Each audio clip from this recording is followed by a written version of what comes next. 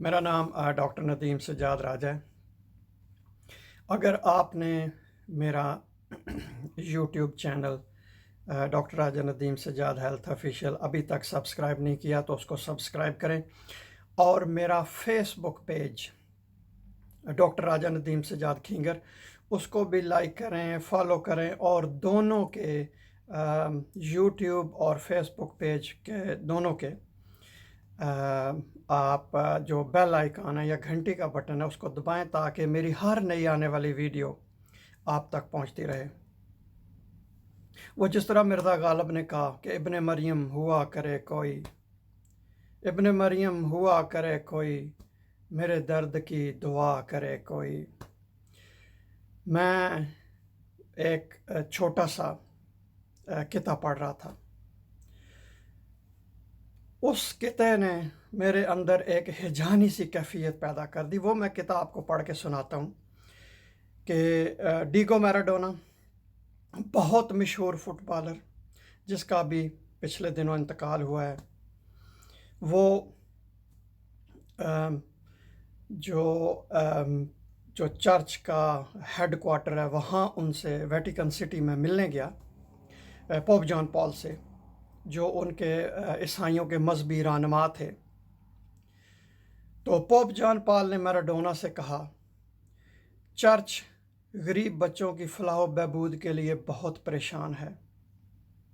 तो मैराडोना ने आगे से जवाब दिया, तुम सोने से बनी चर्च की छत फरोख्त क्यों नहीं कर देते? मेरे पाकिस्तान के रहने वाले बासियों, जो आप अंधाधुंध अपने लीडरों की पैरवी करते हो, इस छोटे से किते में बहुत बड़ा पैगाम है। आपके लीडर इतने इतने बड़े महलों में रहते हैं, वो पैसा कहाँ से आया? उनके 25-2500 एकड़ उन्होंने ज़बरदस्ती अपने लोगों से हथिया के अपनी स्टेटें बना ली हैं। उनकी हज़ारों एकड़, अगर लाखों नहीं है तो हज़ारों एकड़ अराजी, बड़े बड़े महल उन्होंने जो है ना खड़े किए हुए हैं। उनकी बुलेट प्रूफ गाड़ियां हैं जिनकी करोड़ों में कीमतें हैं। उनके नौकरों की फौज दर फौज है। जाती उमरा आपके सामने एक जिंदा मिसाल है। 2 फैक्ट्रियों से सैकड़ों फैक्ट्रियां आपके सामने हैं। क्लिफ्टन के महल्लात, बैरिया टाउन के महल्लात, बनी गाला के महल्लात, रावलपिंडी में आप जाके डिफेंस हाउसिंग एसोसिएशन अथॉरिटी में लोगों के घर देखो। इसी तरह बेशुमार इन लोगों की आमदन से ज़्यादा इनके असासाजात हैं। ये पैसा कहाँ से आता है? ये पैसा आपका पैसा जो लूटा गया है। इन लोगों के हालात दिन ब दिन बेहतर हो रहे हैं। इनकी दौलत दिन दोगुनी रात चौगुनी तरक्की कर रही है, लेकिन आम लोगों के साथ क्या हो रहा है? आम लोगों के हालात, कुछ लोगों के हालात ज़रूर बेहतर हुए हैं, लेकिन बहुत सारे लोग मुतासर हैं। वो ज़िंदगी की मुसीबतें झेल रहे हैं। उनको जो ज़िंदगी के उनकी बुनियादी ज़रूरतें हैं, उनके लिए तगोदो करनी पड़ती है। वो इस तरह इस सारे चक्कर में उलझे हुए हैं कि उनको किसी बात का होश नहीं है। फिर जब आपके हुक्मरान, सिविल सर्वेंट्स, या इस तरह जो लोग जिनके हाथ में पावर होती है, जिनके हाथ में फंड्स होते हैं, उनका बुनियादी काम तो ये होता है कि उन्होंने इस जो है वो हलफ भी लिया होता है کہ وہ ہر کام کریں گے جو ملک کی اور عوام کی بہتری کے لیے ہو، لیکن وہ اس حلف سے روح گردانی کرتے ہیں۔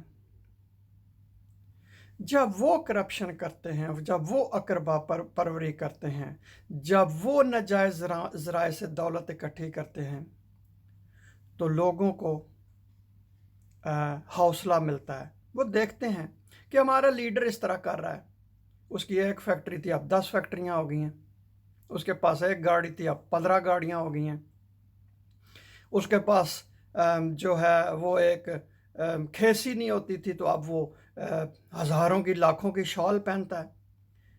مجھے ابھی تک یاد ہے کہ ایک جلسے میں 1988 کے الیکشن میں ایک لیڈر نے دوسرے لیڈر پہ تنقید کرتے ہوئے کہا تھا کہ تمہیں یاد نہیں ہے وہ وقت جب تمہارے پاس سواری کے لیے کھوتی نہیں ہوتی تھی، تو اب تم پجیروں میں چڑھ کے پھرتے ہو۔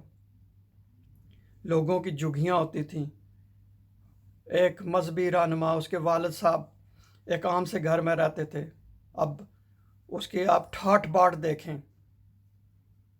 یہ سارا پیسہ تقریریں کرتے ہیں غریبوں کی، غریبوں کے بڑے ہمدرد ہیں۔ تو تم کیوں نہیں بیچ دیتے یہ سارا کچھ؟ کیوں نہیں یہ رقم دیتے غریبوں کو؟ غریبوں کو رقم دو، یہ قومی خزانے میں رقم جمع کرواؤ تاکہ عام لوگوں کی حالت، ملک کے حالات بہتر ہوں، عام لوگوں کی حالت سنبھلے۔ مجھے ابھی تک یاد ہے کہ ایک سر محل کا بڑا قصہ چلا ہوا تھا۔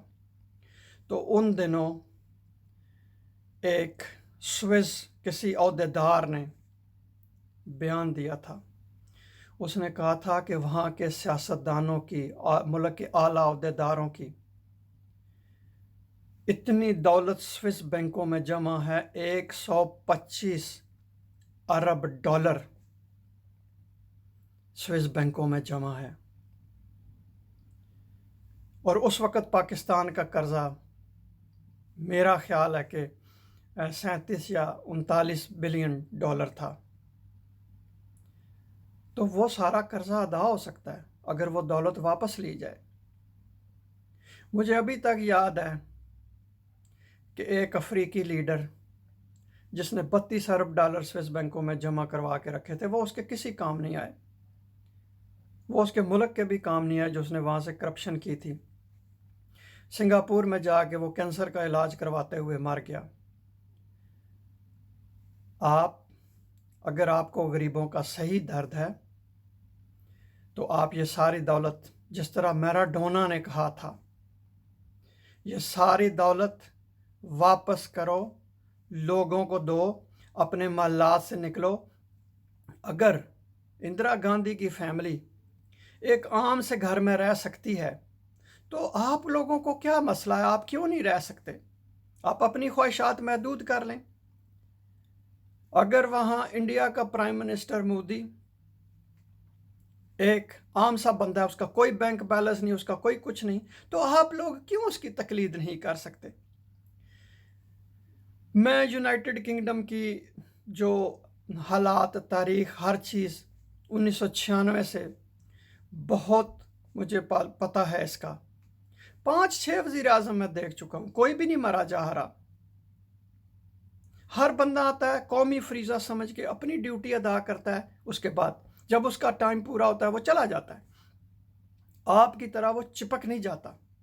اور یہاں کے جتنے لیڈر ہیں ان کی دولت میں اضافہ ہوتا ہے، ان کے جو آپ یہ کہیں کہ گورنمنٹ کے جو ان کے ڈیوٹیاں ہوتی ہیں، اس کے بعد وہ پھر اپنی خدمات دیتے ہیں مختلف اداروں کو، مختلف ملکوں کو، تو اپنا جو آنریریا وصول کرتے ہیں۔ لیکن آپ لوگوں کے تو اثاثے دن بدن بڑھتے ہی جا رہے ہیں۔ آپ ایک دوسرے پہ اس طرح تنقید کرتے ہیں لوگوں کو دھوکہ دینے کے لیے۔ غریبوں کا صحیح ہمدرد اگر آپ ہمدرد ہیں تو یہ سارے پیسے واپس جمع کروائیں لوگوں پہ، آپ کے ملک کے حالات ٹھیک ہوں۔ لوگوں، میرے لوگوں، کب تک تم بیوقوف بنتے رہو گے ان لوگوں سے؟ آپ عقل کرو، ان کو کہو، سب کو، جو بھی لیڈر ہے، اور آپ اپنے ارد گرد بھی نظر رکھیں کہ جو کوئی بھی बंदा किसी अहदे पे भी जाता है, ख़ास तौर पर उसके हाथ में अगर फंड्स हों, तो अगर उसके असासे बढ़ रहे हैं तो इसका मतलब है कि वो करप्शन कर रहा है। सोचें, अमली कदम उठाएं।